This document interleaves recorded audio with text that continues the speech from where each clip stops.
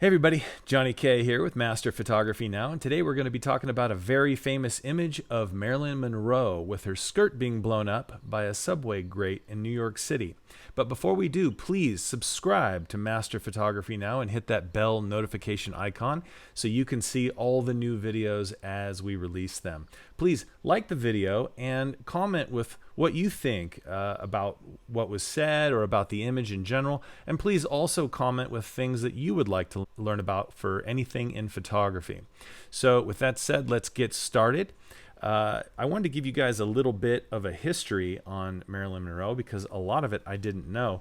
Her name was actually Norma Jean Mortensen. And a lot of people know of the name Norma Jean Baker, but Mortensen was her actual given birth name. And she was a tragic soul. I mean, pretty much everything that you can think of that would be terrible that could happen to somebody in their lifetime, it happened to her. So let me just give you a quick rundown so you have an idea of what we're talking about here. But talk about dysfunctional. I mean, she had no father, never met her father. She was in and out of foster homes. She was abused in the foster homes. Her mother, who she went back and forth to, her mother ended up in a mental institution. Marilyn was married at 16 so that she could get out of the foster system, and then divorced as soon as she could. She never graduated high school because of that, no doubt. She was married and divorced 3 times. She had multiple miscarriages and couldn't have children. When she was on the cover of the very first Playboy, she was never asked nor paid for those pictures. It was something she had posed for years earlier and only gotten paid $50 for. She got addicted to drugs, and she was, as a result, she was habitually late for her last few movies. And so she was actually fired from multiple movies because she couldn't show up on time, and she was notoriously difficult to work with. Eventually, as we all know, she sadly died of a drug overdose by herself, and it was concluded a suicide ultimately. And so, tragedy. I mean, it's just terrible. She was very famous as a blonde bombshell, a sex symbol. She was named sexiest person of the century for the 1900s. So it's a really sad story, even though she was beautiful and her on-screen character was quite fun. So when you look at this image, it's funny. This is the image from the film. A lot of people think it was just a still image of her walking down in New York City, or even just a photo shoot, but it was actually from a movie called The 7-Year Itch, which was about this beautiful woman who was tantalizing a married man away from his marriage of 7 years, because after 7 years you get the itch. You're kind of bored with your boring marriage, and there's the beautiful girl next door that can tantalize you. So great morals there. Anyway, this actual scene in the movie was filmed in New York, but there were so many people around that were taking pictures and making noise that they actually had to reshoot it later in the studio parking lot, the studio lots in LA, because there was way too much background noise. So they shot it again. But interesting note about this particular night in New York City where they shot, she was married to Joe DiMaggio, a famous baseball player, and there were so many people kind of ogling over her and cheering every time her dress blew up, and she was wearing these underwear that you could see when it blew up. He got so upset, he stormed back to the hotel room, and after they were done shooting, she goes back there, and they fought all night, and she filed for divorce the next day. So that marriage only lasted 8 months. So they had to reshoot this in the lot in LA, and it's funny because you can see many different angles and many different shots of this scene from different photographers. Here's an example.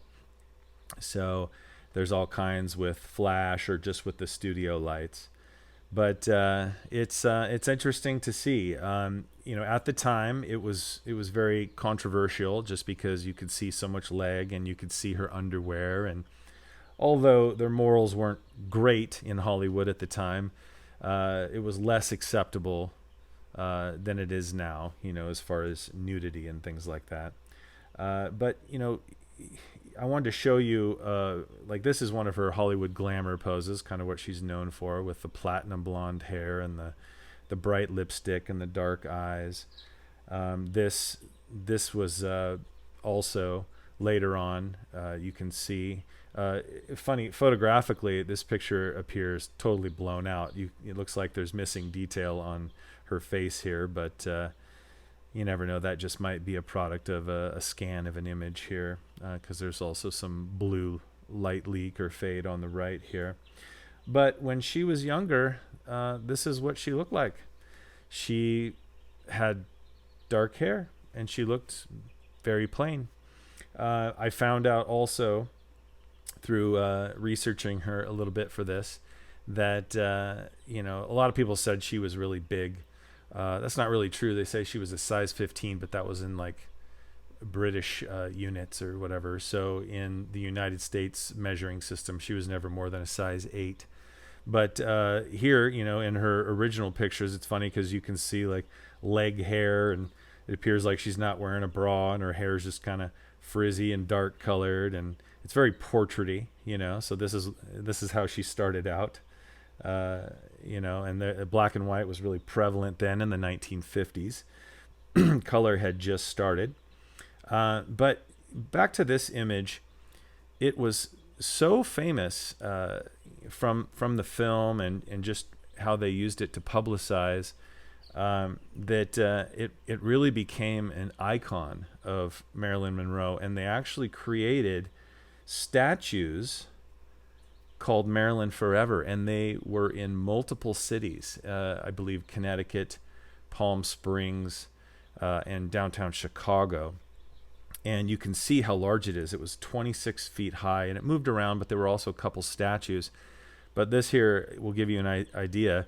But it's interesting to note that where this particular statue is oriented, from the church you can see her underwear. And so these statues are very controversial for not only that reason, but for the reason of children, because children and idiots would go and pose under and obviously be looking up at the statue's underwear about 15 feet up.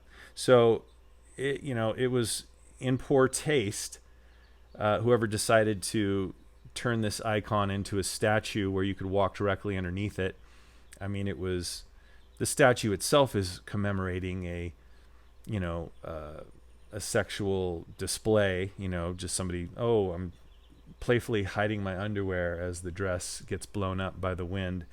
But it's interesting because when you look at an image like this right here, it's like you have these little children. What are they being taught? Oh, it's funny to show your underwear, or, you shouldn't be private. I don't know, so you can take from that what you want, but it's interesting to note nonetheless. So anyway, what do you think about the famous image, and how many different versions of it have you seen? I've seen many personally. But tell me what you think about what we talked about today. Tell me if you learned anything, and let me know what you would like to learn about in the future. Also, I do critique your images, so you can submit your images to john@kemmerling.com. We'll put that on the screen right now, john@kemmerling.com, and I can critique your images right here. Also, please, in the comments, let me know if you would like to learn about photography gear, if you want to learn about any specific photography how-tos, and also if you want to learn how to make money with photography. So give me a message below in the comments section. Please subscribe to Master Photography Now, and we will see you soon.